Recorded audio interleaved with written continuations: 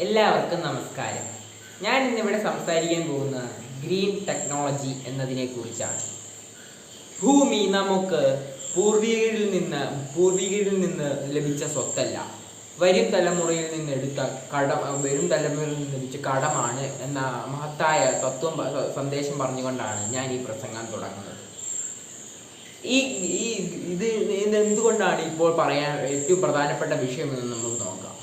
ഇപ്പോൾ നമുക്കറിയാം, നമ്മുടെ പരിസ്ഥിതി പല പ്രശ്നങ്ങളും നേരിടുന്നുണ്ട്.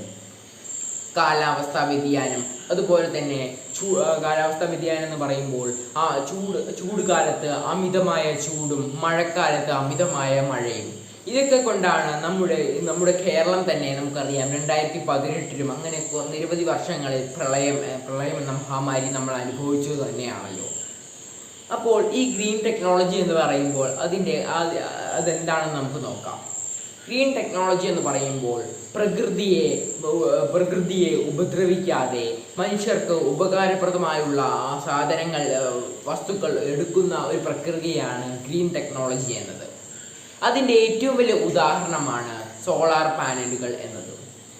ഇപ്പോൾ നമുക്കറിയാം, വിദ്യാഭ്യാസ സ്ഥാപനങ്ങളിലും ഓഫീസുകളിലും അതുപോലെ തന്നെ ആശുപത്രികളിലും ഒക്കെ ഇപ്പോൾ കണ്ടുവരുന്ന ഏറ്റവും ഉപകാരപ്രദമായ ഒന്ന് തന്നെയാണ് സോളാർ പാനലുകൾ എന്നത്.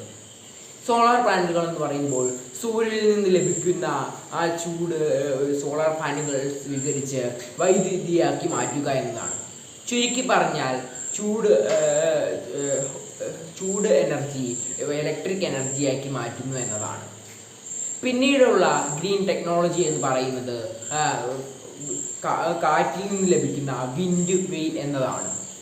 അതെങ്ങനെയാണെന്ന് വെച്ചാൽ, കാറ്റിൽ നിന്ന് കാറ്റടിക്കുമ്പോൾ ഒരു ടർബൈൻ പോലത്തെ ഒരു ചക്രം ഇരുന്ന് കറങ്ങും. അങ്ങനെ കറങ്ങുമ്പോൾ അവിടെ ഇലക്ട്രിസിറ്റി ഉണ്ടാക്കുകയാണ് ചെയ്യുന്നത്. അപ്പോൾ ഇതെങ്ങനെയാണെന്ന് വെച്ചാൽ ടർബൈൻ കറങ്ങുമ്പോൾ അവിടെ ഇലക്ട്രിസിറ്റി ഉണ്ടാക്കി അതൊരു മോട്ടറിൽ ശേഖരിച്ചു വെക്കും. അങ്ങനെ അത് ചെറിയ ചെറിയ ആവശ്യങ്ങൾക്ക് വേണ്ടി ഉപയോഗിക്കുകയും ചെയ്യുന്നു. അപ്പോൾ ഇങ്ങനെയൊക്കെ ചെയ്യുകയാണെങ്കിൽ വൈദ്യുതി നമുക്ക് ലാഭിക്കാൻ കഴിയും. പിന്നീട് നമുക്കറിയാം, ഇപ്പോൾ നമ്മുടെ ലോകം എന്ന് പറയുന്നത് ഇലക്ട്രിക് സ്കൂട്ടറുകളാണ് ഇപ്പോൾ ഏറ്റവും കൂടുതൽ കണ്ടുവരുന്നത്. ഇലക്ട്രിക് ബസ്സുകളും ഇലക്ട്രിക് വാഹനങ്ങൾ ഇനിയും വരും തലമുറയിൽ കൂടി വരിക തന്നെ ചെയ്യും. അത് വരുന്നതുകൊണ്ട് വളരെയധികം ഉപകാരം തന്നെയാണ് പ്രകൃതിക്ക് നമ്മൾക്കും ഉണ്ടാകാൻ പോകുന്നത്. കാരണം എന്താണെന്ന് വെച്ചാൽ, ഈ ഡീസൽ വണ്ടിയും പെട്രോൾ വണ്ടിയും ഒക്കെ പുറം തള്ളുന്നത് കാർബൺ ഡൈ ഓക്സൈഡാണ്. അത് പ്രകൃതിക്ക് വളരെയധികം ദോഷകരമായ ഒന്ന് തന്നെയാണ്. അതുമാത്രമല്ല, ഇപ്പോൾ പെട്രോളിയമൊന്നും ഇപ്പോൾ ഏറ്റവും അപൂർവമായി മാത്രമേ നമുക്ക് ലഭിക്കുന്നുള്ളൂ. അത് നമ്മുടെ ഭൂമിയിൽ നിന്ന് ഇല്ലാതായിക്കൊണ്ടിരിക്കുകയാണ്. അപ്പോൾ അങ്ങനെ വരികയാണെങ്കിൽ ഇലക്ട്രിക് വണ്ടി മാത്രമാണ് നമുക്ക് ഉപകാരമായി തീരുന്നത്. അങ്ങനെ വരികയാണെങ്കിൽ നമ്മളെ പ്രകൃതി അത് നല്ല രീതിയിൽ ഉപകാരപ്രദമായി തന്നെയാണ് നമുക്ക് വരുന്നത്. കാരണം നമ്മുടെ ആവശ്യങ്ങൾ നടക്കും, പ്രകൃതിക്ക് ഒരു ദോഷവും ഉണ്ടാകുന്നുമില്ല. അപ്പോൾ നമ്മൾ പ്രകൃതിയെ എങ്ങനെയാണ് കൈകാര്യം ചെയ്യേണ്ടതെന്ന് നമുക്ക് നോക്കാം. നമ്മൾ ആദ്യം തന്നെ വൈദ്യുതി അമിതമായി ഉപയോഗിക്കാതെ മിതമായി ഉപയോഗിക്കുക. പ്ലാസ്റ്റിക്കുകൾ വലിച്ചെറിയാതിരിക്കുക. അതുപോലെ തന്നെ പ്ലാസ്റ്റിക് സഞ്ചികൾ ഒഴിവാക്കി നമ്മുടെ തുണി സഞ്ചികൾ ഉപയോഗിക്കുക.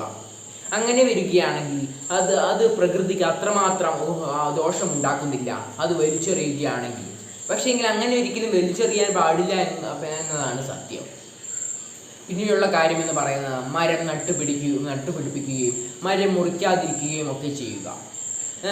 പിന്നീട് നമുക്കറിയാം, നമ്മുടെ ആവശ്യത്തിന് വേണ്ടി നിരവധി നമ്മുടെ വീടിനടുത്തുള്ള മരങ്ങളൊക്കെ മുറിക്കുന്നുണ്ട്.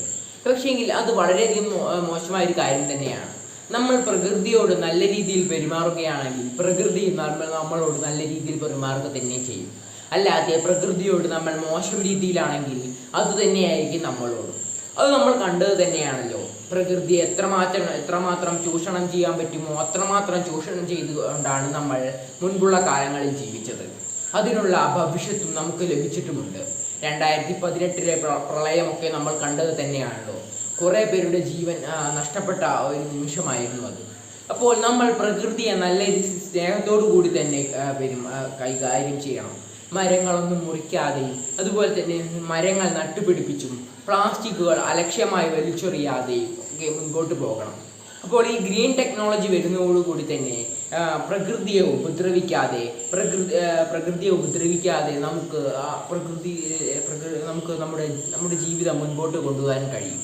അപ്പോൾ ഇത്രയും കാര്യങ്ങൾ പറഞ്ഞുകൊണ്ട് ഞാൻ എൻ്റെ പ്രസംഗം നിർത്തുന്നു. നന്ദി.